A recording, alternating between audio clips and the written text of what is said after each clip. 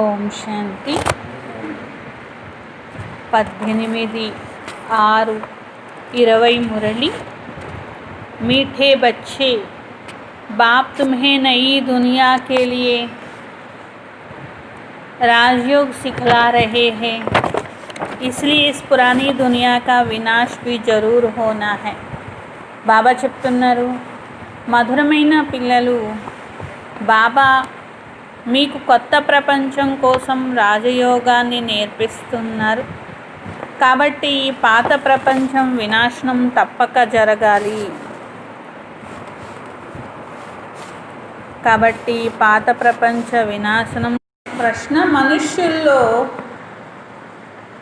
ఏ మంచి అలవాటు ఉన్నది కానీ దానితో కూడా ప్రాప్తి అనేది లేదు?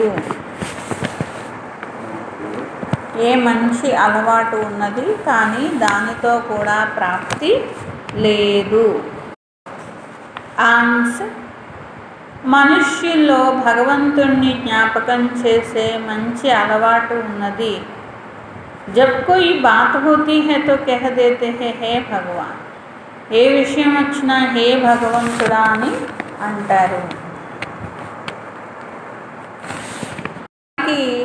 ఎదురుగా శివలింగమే గుర్తొస్తుంది, కానీ భగవంతుడు ఎవరో తెలియదు, అందుకే ప్రాప్తి లేదు. ఇంకా సుఖ దుఃఖాలు భగవంతుడే ఇస్తారు అంటారు, కానీ మీరు అలా అన్నారు. ఓం శాంతి. मनुष्यों में भगवान को याद करने की जैसी आदत पड़ी हुई है। जब कोई बात होती है तो कह देते हैं हे भगवान. మనుషులు మరి అలవాటుగా అంటూ ఉంటారు, హే భగవంతుడా అని అంటూ ఉంటారు కదా. భగవంతుని జ్ఞాపకం చేస్తుంది. बाप जिसको रचता कहा जाता, किसका रचता? नई दुनिया का रचता. नई दुनिया को कहा जाता स्वर्ग व सुखधाम. बाबा రచయిత, కొత్త ప్రపంచ రచయిత. దాని స్వర్గము అంటారు, సుఖధామము అని అంటారు. అయినా కానీ దాని గురించి పూర్తిగా తెలియదు. కృష్ణుని మందిరాన్ని కూడా ఇప్పుడు మన వైపు కాదు కానీ వేరే ఉత్తర భారతదేశంలో ఏమంటారు, హిందీలో సుఖధామ్ అంటారు. మనం విష్ణాలయం అని అలా విష్ణువాలయం అంటాం. కృష్ణుడి గుడిని ఎలా అంటామో రామాలయం అంటామో, వాళ్ళు కృష్ణుడి గుడిని సుఖధామ్ అంటారన్నమాట. ఎందుకు సుఖధామ్ అనాలి? ఆ కృష్ణుడు ఎక్కడున్నాడు కానీ వాళ్ళకి తెలుసు సుఖధామం అంటే సత్యుగం అనే సుఖధామంలో కృష్ణుడు ఉన్నాడు. ఇక్కడ కృష్ణుడికి గుడి కట్టిన సుఖధామం అని పిలుస్తున్నారు. కాబట్టి అక్కడ సుఖధామంలో ఉన్నారు కాబట్టి ఇక్కడ గుడి కూడా సుఖధామం అని పిలుస్తున్నారు. పిలవడానికి పిలుస్తారు తప్ప దాని అర్థం వాళ్ళకి తెలియదు. అంటే అసలు సుఖధామం అని ఎందుకు పిలవాలి? కృష్ణ టెంపుల్ అని పిలవాలి కదా. లెక్కైతే సుఖధామం అని పిలుస్తుంటారు. పిలవాలి, పిలవకూడదని కాదు, కరెక్టే పిలుస్తున్నారు. నిజం చెప్పాలంటే కృష్ణుడు ఉండే నిలయం ఏంటిది? సుఖధామం. వాళ్ళు పిలుస్తున్నారు కానీ దాని అర్థం తెలుసుకుంటే ఎంత బాగుండు. కృష్ణుడు సత్యుగంలో ఉంటాడు అని అర్థం చేసుకుంటే ఎంత బాగుండు. కానీ అర్థం చేసుకుంటారంటే చేసుకోలేరు కదా. బేహద్ యజమానిగా అవుతున్నారు అంటున్నారు. హద్ కా మాలిక్ బనా దేతే హై. कृष्ण के छोटे से मंदिर को सुखधाम कहते. बुद्धि में नहीं आता कि वो तो विश्व का मालिक था. ఆ సుఖధామంలో ఉండేది కృష్ణుడు అని. బేహద్ కృష్ణుని తీసుకొచ్చి చిన్నదానికి హద్దులోకి తీసుకొచ్చేసారంట.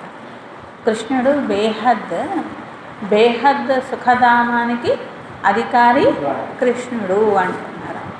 तुमको पहले कुछ पता नहीं था, बाप को तो सब कुछ पता. సృష్టికి ఆది మధ్యాంతకో జానతే. మీకు ఇంతకు ముందు తెలియదు, బాబా అన్నీ తెలుసు. మొత్తం సృష్టి ఆది మధ్యాంతాలు బాబా చెప్తారు. బ్రహ్మ విష్ణు శంకరులు ఎవరు? శివ బాబా ఉన్నతోన్నతమైనటువంటి భగవంతుడు.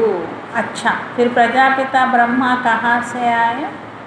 ప్రజాపిత బ్రహ్మ ఎక్కడి నుండి వచ్చారు మరి? है तो मनुष्य ही, प्रजापिता ब्रह्मा तो जरूर यहाँ ही चाहिए. బ్రహ్మ అంటే సూక్ష్మలోకంలో పుట్టారు కదా, ఇక్కడే కదా కావాలి. మనుష్య సృష్టి ఎక్కడ ఉంటుందో ప్రజాపిత అక్కడ ఉంటారు.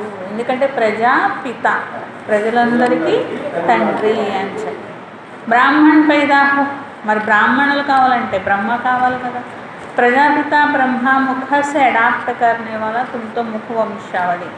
బ్రహ్మ ముఖం నుంచి బ్రాహ్మణులు పుట్టాలంటే ముందు బ్రహ్మ కావాలి కదా. మరి బ్రహ్మ ఎక్కడి నుండి పుడతారు? ఈ విషయాన్ని మీరే అర్థం చేసుకుంటున్నారు. పరమాత్ముడు వచ్చి బ్రహ్మని కూడా రచించవలసిందే కదా. పరమాత్ముడు అవతరించితేనే బ్రహ్మ వస్తారు, లేకపోతే బ్రహ్మ ఎలా వస్తారు? ब्रह्मा को बाप ने आकर बनाकर मुख वंशावली बनाए, में प्रवेश किया तो कह दिया हमारा बच्चा भी है. వీరిలో ప్రవేశించి శివబాబా పరంధామం నుండి వచ్చి వీరిలో ప్రవేశించి మీరందరూ నా పిల్లలు, నోటితోనే ఒప్పందం చేసుకున్నారు అని చెప్పారు. మీరు నా పిల్లలు అని దత్తత తీసుకున్నారు. तुम जानते हो ब्रह्मा नाम कैसे पड़ा, कैसे पैदा हुआ, और कोई नहीं जानते. బ్రహ్మ అనే పేరు శివబాబా వచ్చాక వచ్చిందే కానీ ఎలా వచ్చిందో మరి తెలియదు కదా మనుషులకి. మహిమ పాడుతూ ఉంటారంటే పరమాత్ముడికి ఏమో ఉన్నతోన్నతమైన వారని మహిమ పాడతారు, పరమాత్మ తండ్రి అంటారు. परंतु यह कोई की बुद्धि में नहीं आता कि ऊंचे पे ऊंच बाप है, हम सभी आत्माओं का वह पिता है. ఇప్పుడు చూడండి, పరమాత్ముడే అందరి తండ్రి అంటారు, భగవంతుడే అందరికీ తండ్రి. మళ్ళీ బ్రహ్మని కూడా అందరినీ పుట్టించారు తండ్రి. కొన్ని బ్రహ్మ భగవంతుడా అని అడిగామనుకోండి భక్తుల్ని, కాదు బ్రహ్మ భగవంతుడు కాదు అని అంటారు. మరి భగవంతుడు ఎవరు? ఈయన ఎవరు? ఈయన ఎక్కడి నుండి వచ్చారు? ఈయన అందరికీ తండ్రి ఎలా అయ్యి పుట్టించారు? మరి భగవంతుడు తండ్రి అంటే ఎలా తండ్రి అయ్యారు? ఇన్ని క్వశ్చన్స్ ఉన్నాయి కదా. ఇలాంటి ఆలోచనలు అనేవి ఎవరికి రావు కదా అంటున్నారు బాబా. సృష్టి ఆది మధ్యాంత జ్ఞానాన్ని బాబా ఇస్తున్నారు. यह नॉलेज भी तुमको अभी मिली है, पहले जरा भी यह ज्ञान नहीं था. ఈ జ్ఞానం మీకు లభించింది, ఇంతకుముందు ఈ జ్ఞానం మీ వద్ద లేనే లేదు. మనుష్య सिर्फ कहते रहते ब्रह्मा विष्णु शंकर परंतु जानते कुछ भी नहीं. బ్రహ్మ విష్ణు శంకర్లు ఇలా అంటూ ఉంటారు, ఏదో ఎక్కడో ఉంటారులే అనుకుంటారు. అట్లా ఊరికినే అంటూ ఉంటారు తప్ప ఇంకా దాని గురించి ఎక్కువగా ఏమీ ఆలోచించరు అంటున్నారు. ఇప్పుడు మీరు అన్నీ తెలుసుకున్నారు కాబట్టి తెలివైన వారిగా అయ్యారు. మీకు బాబా జ్ఞానసాగరుడు, జ్ఞానాన్ని వినిపిస్తున్నారు, చదివిస్తున్నారు, రాజయోగాన్ని నేర్పిస్తున్నారు. సత్యకి కొత్త ప్రపంచం కోసము. ఈ పాత ప్రపంచం తప్పకుండా వినాశనం అవ్వాల్సిందే. ఇదే మహాభారత యుద్ధము అంటున్నారు బాబా. आधा कल्प से लेकर तुम भक्ति मार्ग के शास्त्र पढ़ते आए हो. దీంతో ప్రాప్తి లభిస్తుంది, సద్గతి లభిస్తుంది. ఒకవేళ భక్తితో లభించేది ఉంటే ఈ పాటికి ఎప్పుడో లభించాలి, ఎంతో గొప్ప భక్తి చేసినప్పుడే లభించాలి. లేకపోతే శాస్త్రాలతో లభించాలి అంటే శాస్త్రాలు రాసిన వాళ్ళకి, శాస్త్రాలు రాసినప్పుడే చదివిన వాళ్ళకి కూడా లభించాలి. కానీ అప్పటి నుండి ఇప్పటి వరకు ఏం చేస్తున్నారు? చదువుతూనే ఉన్నారు అని బాబా అంటున్నారు. अब तो बाप है डायरेक्ट सुनते, बाप कोई शास्त्र नहीं बैठ कर सुनते. ఇప్పుడు బాబా డైరెక్ట్గా వచ్చి చెప్తున్నారు. బాబా ఏ శాస్త్రాలు వినిపించడం లేదు. జపతపాలు చేయడం, శాస్త్రాలు చదవడం, ఇదంతా ఏంటిది? భక్తి అంటున్నారు. ఏదైనా జపం చేశారు, ఏదైనా తపస్సు చేశారు, అది కూడా భక్తే. అలాగే ఏదైనా జపం తపం చేస్తే భక్తి, శాస్త్రాలు చదివితే అది కూడా భక్తే అంటున్నారు. भक्ति का फल चाहिए क्योंकि मेहनत करते ही है भगवान से मिलने के, परंतु ज्ञान से ही सद्गति. ज्ञान और भक्ति दोनों इकट्ठे चल ना सके. బాబా అంటున్నారు భక్తికి ఫలము సద్గతి లభించాలి, జ్ఞానము కావాలి. జ్ఞానము యోగము ఈ రెండు కుదురుతాయి. జ్ఞానము భక్తి ఒకేసారి కుదరవు అంటున్నారు. ఈ రెండు చేయడం కుదరదు అంటున్నారు. అభి హై హి భక్తి కరాజ్, सब भगत है, हर एक के मुख से ओ गॉड फादर जरूर निकलता है. ఈ ప్రపంచమంతా భక్తులే.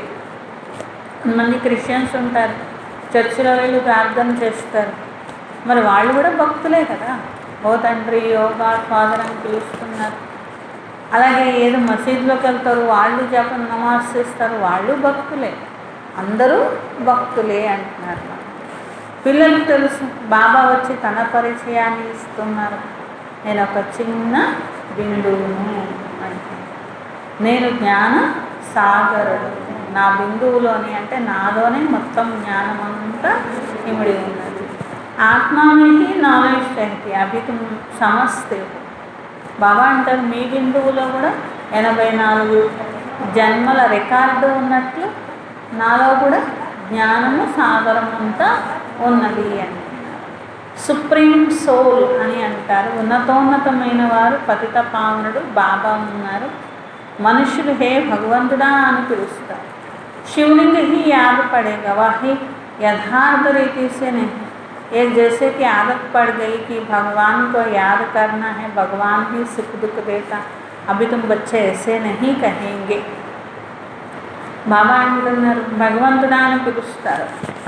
మరి ఏం గుర్తొస్తుంది? కళ్ళెదురుగా ఏం గుర్తొస్తుంది? ఏమొస్తుంది? వాళ్ళ మనసులో ఏమొస్తుంది? శివలింగం అనేది వస్తుంది అంటున్నారు బాబా. అంటే కనీసం ఆ శివుడికి పూజ చేసే వాళ్ళకైనా శివలింగం వస్తుంది. బాబా అంటారు, ఆ శివలింగం నేనా ఏంటి అంటారు. అదే ఒక రాయి. భగవంతుడు అనగానే రాయిని గుర్తు చేస్తున్నారు. ఇప్పుడు ప్రాప్తి కావాలంటే ఎలా వస్తుంది? భగవంతుడా అంటే జ్యోతిని గుర్తు చేస్తే ప్రాప్తి వస్తుంది. భగవంతుడా అని రాయిని గుర్తు చేస్తే ప్రాప్తి ఎలా వస్తుంది అని బాబా.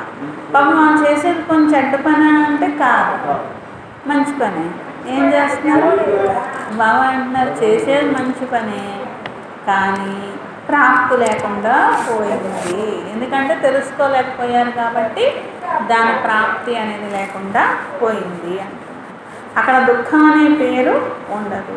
కలియుగమే హే దుఃఖ్, యహా సుఖ కా నామ్ హీ నహీ. ఊంచైతే ఊంచి భగవాన్ వా హై సర్వాత్మం కా బా. కలియుగంలో అన్ని దుఃఖాలే. అదే సత్యుగంలో అయితే దాని పేరు కూడా ఉండదు. ఉన్నతోన్నతమైన తండ్రి వచ్చి ఇప్పుడు ఇలా ఈ విధంగా తయారు చేస్తున్నారు. ఆత్మకు బాప్ भी है, कहते हैं हम सब ब्रदर्स है तो जरूर एक बाप के बच्चे. कोई फिर कह देते हैं वह तो सर्वव्यापी है. ఆత్మల యొక్క తండ్రి పరమాత్ముడు, ఆయనే తండ్రి అనాలి. కానీ కొందరు ఏమంటారు మళ్ళీ భక్తిలో సర్వులలో ఉన్నారు అని అంటారు. హే భగవంతుడా అని అన్నప్పుడు సర్వులలో ఉన్నవారిని మరి ఎందుకు జ్ఞాపకం చేయట్లా? సర్వుల వంక ఎందుకు చూడట్లా? मेरे में भी है. अरे तो आत्मा हो, ये तुम्हारा शरीर है.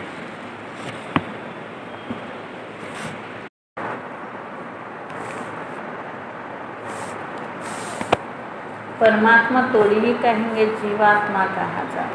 అందరిలో ఉండేది జీవాత్మ అని అంటారు. అంతేగాని అందరిలో పరమాత్మ అని అసలు ఎలా అంటారు?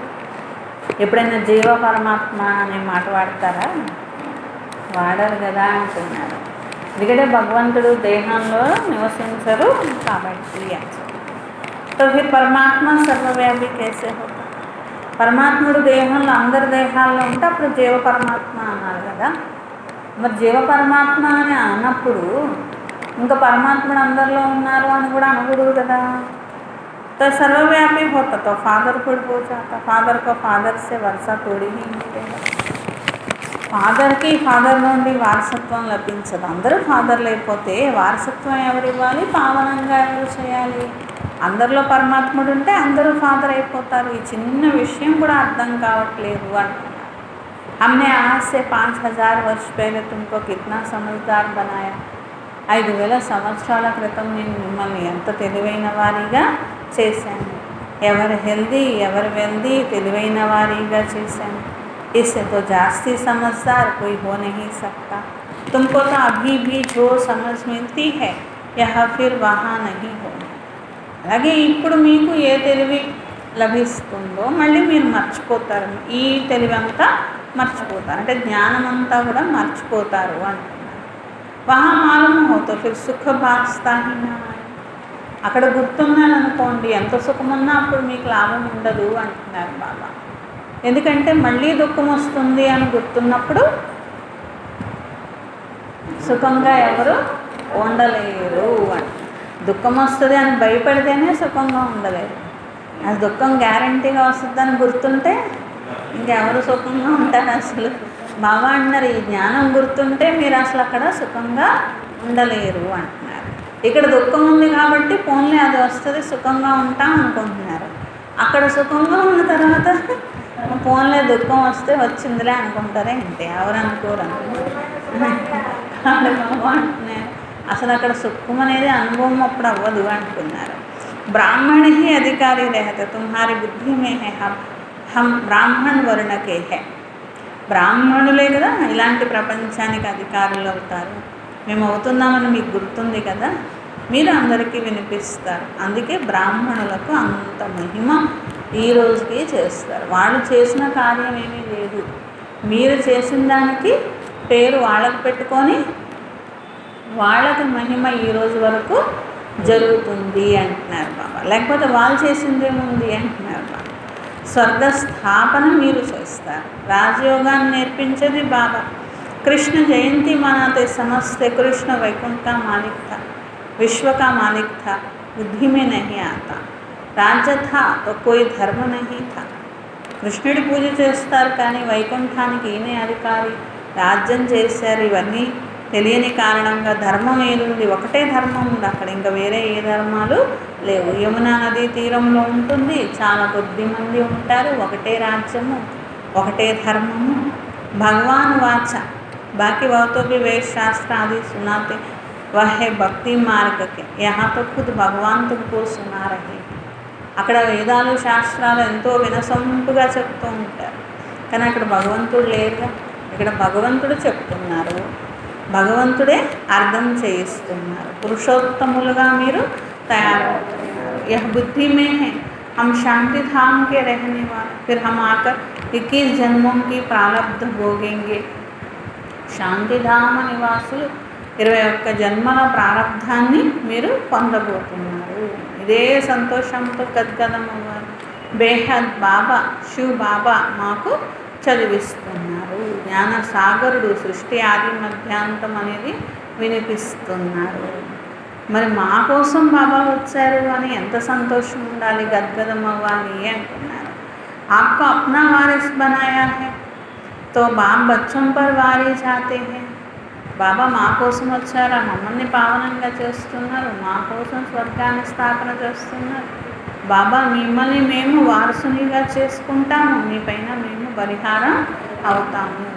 బాబా అంటారు మీరు నా పైన బలిహారం అయితే నేను 21 జన్మలు మీ పైన బలిహారం అవుతాను.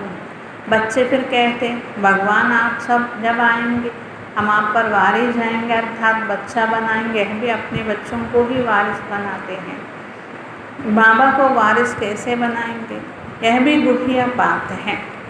జన్మ జన్మలుగా పాట పాడారు. భగవంతుడా మీరు వచ్చినప్పుడు మీ పైన బలిహారం అవుతాము అని పాట పాడారు. ఇక్కడ బలిహారం అవ్వడము అంటే భక్తిలో మనకేం తెలియని కారణంగా భగవంతుడా మీ పైన బలిహారం అవుతాము, మీకే అర్పణ అవుతాము, ఇలాంటి పాటలన్నీ కూడా పాడారు. అంటే వాళ్ళ దృష్టిలో ఏ తల కట్ చేసుకొని ఇచ్చేయాలి ఇట్లాగా అనుకుంటూ ఉంటారనమాట. బాబా ఏమంటారు మీ తలకాయ నేనేం చేసుకుంటాను పిల్లలు అంటారు.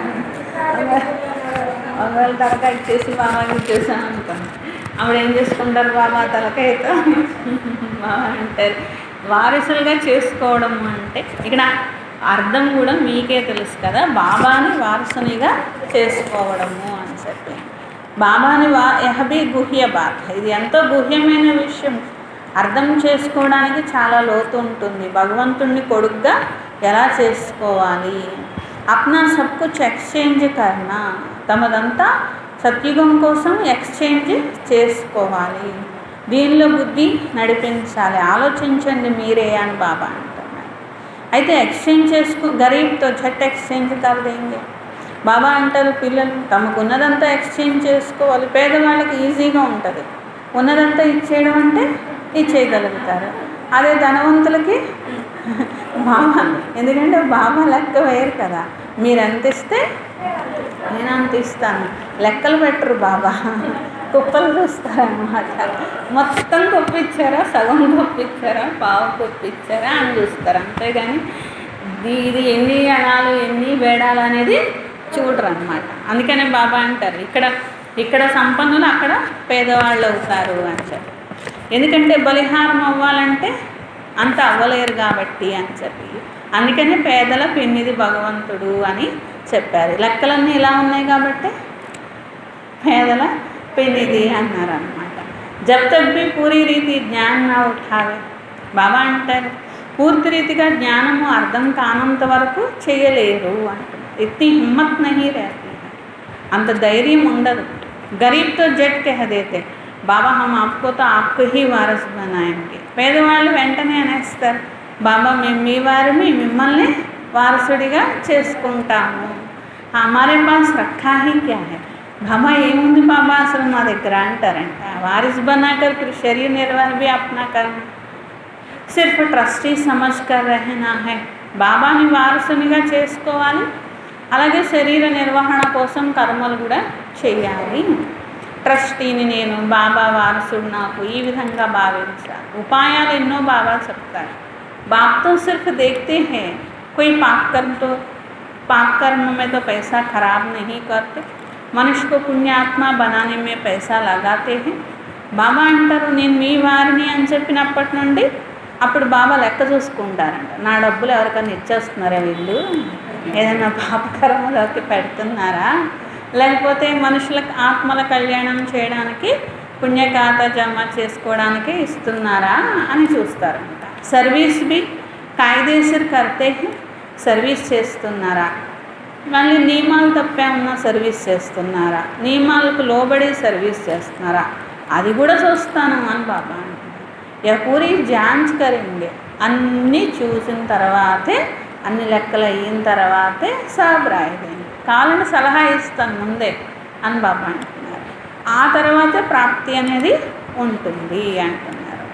यह भी धंधे में ईश्वरार्थ निकाल देते, वो तो था इनडायरेक्ट, अभी बाप डायरेक्ट आए हैं. ఈయన కూడా వ్యాపారం చేసినప్పుడు మరి వ్యాపారంలో ఇంత వాటా అని తీసేవారు దాన పుణ్యాలకని. బాబా అంటారు అది ఇండైరెక్ట్, భగవంతుడు ప్రాప్తి కోసం తీశారు. ఇప్పుడు నేనే డైరెక్ట్గా వచ్చినప్పుడు మీరు ఇండైరెక్ట్గా చేయాల్సిన అవసరం ఏమీ లేదు. मनुष्य समझते हम जो कुछ करते हैं उनका फल ईश्वर दूसरे जन्म में देते हैं. వాళ్ళకి తెలియదు, వాళ్ళు ఏమనుకుంటారు ఇంకో జన్మలో భగవంతుడు మేము చేసిన దానికి ప్రాప్తిని ఇస్తారు అని అనుకుంటారు. कोई गरीब दुखी है तो समझेंगे कर्म ही ऐसा किया है. బాబా అంటున్నారు ఎవరైనా చూడండి పేదవారిగా దుఃఖీగా ఉంటారు, అప్పుడు ఏమనుకుంటారు అయ్యో నేను ఏం చేశాను, ఏం కర్మలు చేశానో ఇలా ఉన్నాను అనుకుంటారు. अच्छे कर्म किए हैं तो सुखी है. बाप तुम बच्चों को कर्मों की गति पर समझाते हैं. रावण राज में तुम्हारे सब कर्म विकर्म ही हो जाते हैं. రావణ రాజ్యంలో కర్మలన్నీ వికర్మలుగానే తయారవుతూ ఉంటాయి అని బాబా. సత్యుగో త్రేతామే రావణ హీ नहीं, సత్య త్రేతాయుగాల్లో రావణుడే లేడు. इसीलिए वहाँ कोई कर्म विकर्म नहीं होता है. అందుకే అక్కడ ఏ కర్మ వికర్మగా అవ్వదు అంటున్నారు. यहाँ जो अच्छे कर्म करते उनका अल्पकाल के लिए सुख मिलता है, फिर भी कोई ना कोई रोग किटपिट तो रहती ही है क्योंकि अल्पकाल का सुख है. अभी बाप कहते हैं रावण राज ही खत्म होना है. బాబా అంటే ద్వాపరయుగం నుండి ఏదైనా చేసినప్పుడు అల్పకాలికమైన సుఖం లభిస్తూ వచ్చింది. అయినా అనారోగ్యము గొడవలు ఇవన్నీ అయితే పోవు కదా అంటున్నారు. ఈ ప్రపంచం సదాకాలికమైన సుఖాన్ని ఇచ్చే ప్రపంచము కానే కాదు అంటున్నారు. అల్పకాలికంగా మీరు చేశారు కాబట్టి ప్రాప్తి కూడా అల్పకాలికంగానే. ఇప్పుడు చేసేది సదాకాలికం కాబట్టి బాబా ఇచ్చే ప్రాప్తి కూడా సదాకాలికం. రావణుడే సమాప్తమైపోతాడు. రామరాజ్య స్థాపన శివ బాబా చేస్తున్నారు. तुम जानते हो यह चक्र कैसे फिरता है.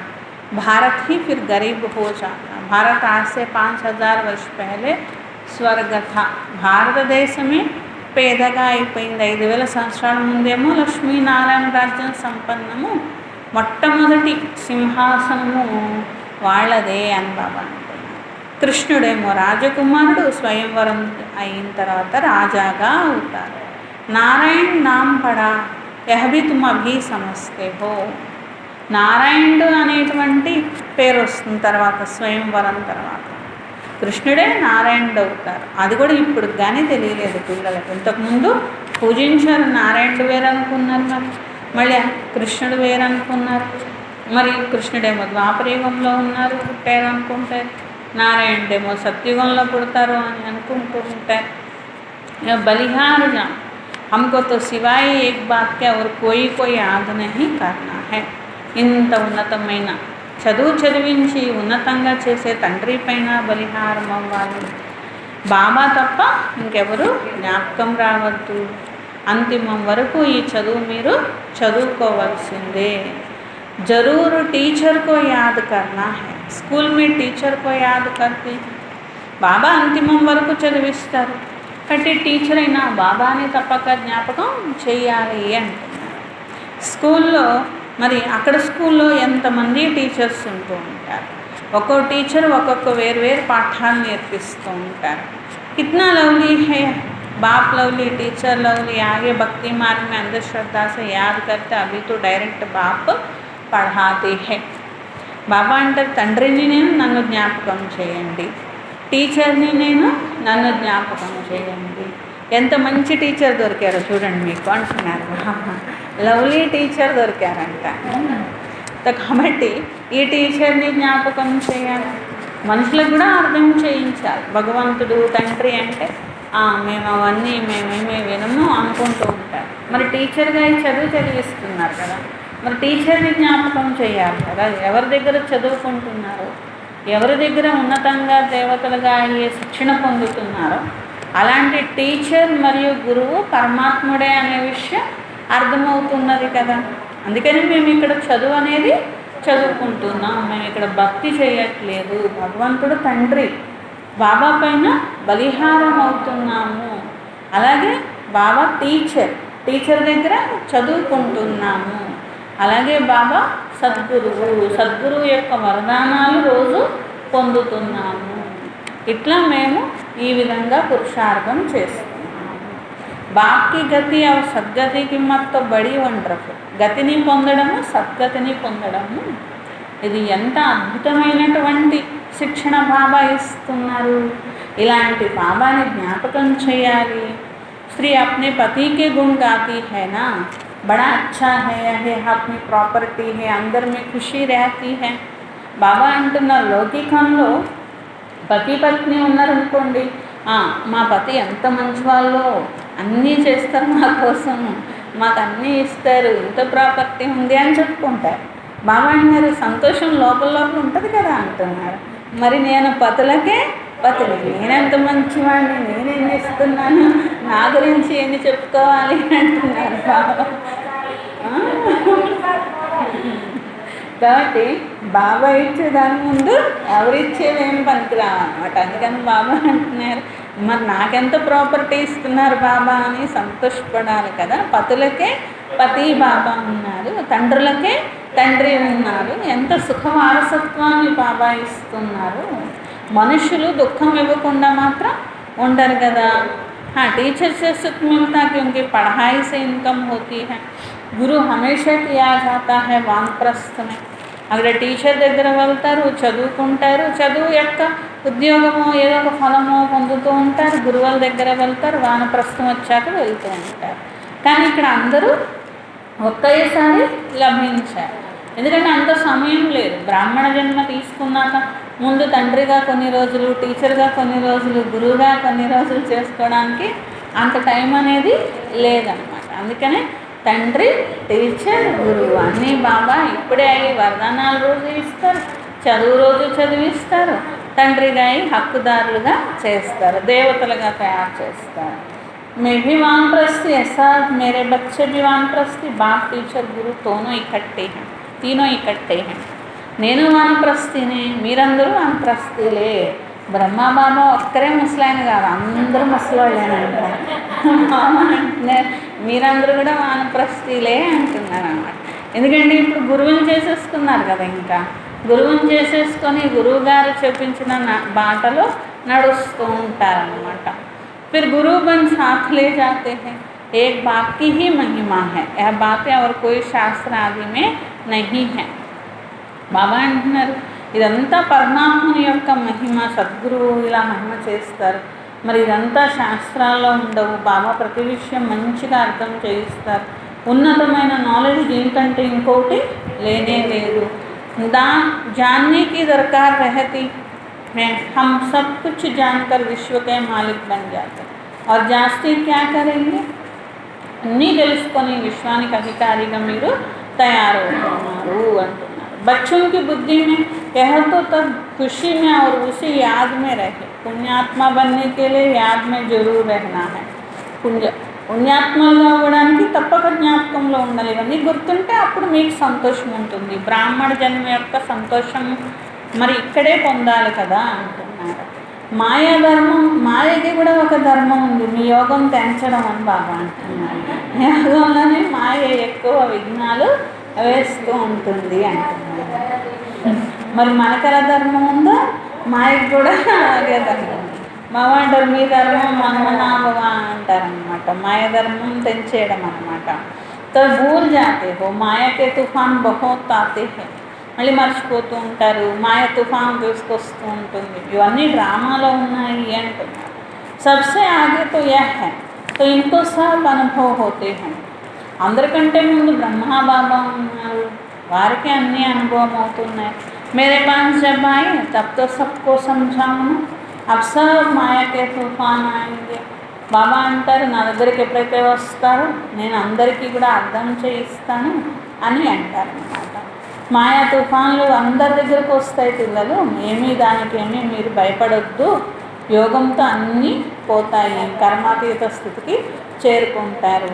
అప్పుడు ఇంక ఇక్కడ ఆత్మ ఉండేదే లేదు, అందరూ వెళ్ళిపోయేటువంటిదే ఉన్నదన్నమాట. కర్మాతీత స్థితికి చేరుకుంటే ముందే వెళ్ళిపోవచ్చు కదా. शिव की बारात गाई हुई तो शिव बाबा आए, तब हम सब आत्माएं जाए. శివుని పెళ్ళి ఊరేగింపు అంటారు, ఎందుకంటే సృష్టిలో ఉన్న ఆత్మలందరినీ తీసుకెళ్ళిపోతారు కాబట్టి శివుని పెళ్ళి ఊరేగింపు అని అంటారు. శివ బాబా వచ్చిందే అందరినీ తీసుకొని వెళ్ళడానికి. సత్యుగంలో ఇంతమంది ఉండరు కదా, కొద్ది మంది మాత్రమే ఉంటారు అంటున్నారు. ఇప్పుడు ఎంతమంది అయిపోయారు సత్యుగంలో ఉన్న వారితో పోలిస్తే, అసలు అప్పటికి ఇప్పటికీ ఎంత తేడా ఉంది అని చెప్పాం. అప్పుడు లక్షలు ఎక్కడ, ఇప్పుడు కోట్లు ఎక్కడ. अच्छा, मीठे मीठे सिखलते बच्चों प्रति माता पिता बाप दादा का याद प्यार और गुड मॉर्निंग. रूहानी बाप की रूहानी बच्चों को नमस्ते. हम रूहानी बच्चों की रूहानी बाप दादा को याद प्यार गुड मॉर्निंग और नमस्ते. मेरा बाबा, प्यारा बाबा, मीठा बाबा, शुक्रिया शुक्रिया शुक्रिया. ధారణ కోసం ఫస్ట్ పాయింట్, శివ్ బాబాను తమ వారసునిగా చేసుకొని అంతా ఎక్స్చేంజ్ చేసుకోవాలి. వారసునిగా చేసుకున్నాక శరీర నిర్వహణార్థం కర్మలు కూడా చేయాలి. కానీ కర్మ చేస్తూ నేను ఒక ట్రస్టీని అని భావించాలి. పైసే కోయి భీ పాప్ కోయి కర్మ మే నహీ లగా. బాబా మీ వారిని అన్న తర్వాత బాబా చెప్పినట్లుగానే డబ్బులు ఉపయోగించాలి. సెకండ్ పాయింట్, అందరు ఖుషీ మే బుద్ధి హోతీ రహే, స్వయం జ్ఞాన్ కా సాగర్ బాబా हमको పढ़ా రహే. లోపల సంతోషంలో మరి సంతోషంగా ఉండాలి. స్వయం జ్ఞానసాగరుడైన బాబా మాకు చదివిస్తున్నారు. పుణ్యాత్మగా అవ్వడం కోసం జ్ఞాపకంలో ఉండాలి. మాయా తుఫాన్లు వస్తే ఏమీ భయపడకూడదు అంటారు. वरदान, रूहानियत की स्थिति द्वारा व्यर्थ बातों का स्टॉक खत्म करने वाले खुशी के खजाने से संपन्न भव. ఆత్మిక స్థితి ద్వారా వ్యర్థ విషయాల స్టాకును సమాప్తం చేసే సంతోషమనే ఖజానాతో సంపన్నంగా కండి.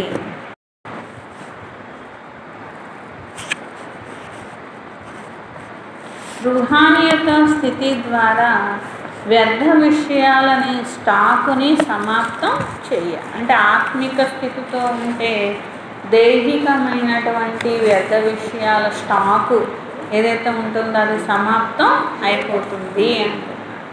లేకపోతే ఏమవుతుంది, దేహాభిమానంలోనే ఉంటే అందరిలో అవగుణాలను చూడడం, వాటిని తీసుకెళ్ళి అందరికీ వర్ణన చేసి చెప్పడం అని బాబా. అంటే ఒకటేమో రోగం అంటించుకోవడం, ఇంకోటేమో రోగం తీసుకెళ్ళి అందరికీ అంటించడం అని బాబా అంటున్నాను. రోగం యొక్క కీటాణువులు తీసుకెళ్ళి అందరికి అంటిస్తే ఏమవుతుంది, వాయుమండలం అంతా ఖరాబ్ అయిపోతుంది అంటున్నారు. కానీ అవగుణాలు చూడడం అనేది ఒక రోగం, ఆ తీసుకెళ్ళి అందరికీ అంటించడం అనేది ఇంకొక రోగం. అసలు వాళ్ళల్లో ఉన్న అవగుణాలు చూడడం ఎందుకు, స్వయాన్ని చూసుకోవచ్చు కదా అని బాబా. స్వయంలో ఉన్న అవగుణాలు చూసుకోండి, స్వయంలో ఉన్న విశేషతలు చూడండి. నేను ఏ విధంగా బాబాకి ఉపయోగపడతాను, ఏ విధంగా నా భాగ్యం తయారు చేసుకుంటాను. ఎందుకంటే ఏ విధంగా ఉపయోగపడతామో, ఏ విధంగా భాగ్యం తయారు చేసుకుంటామో అంత ప్రాప్తి మనము పొందుతుంటాము. అదే వేరే వాళ్ళలో ఒకవేళ అవగుణాలు ఉన్నాయనే చెప్తున్నారు బాబా. 100% అందరూ అవగుణాలతోనే ఉన్నారు అంటున్నారు.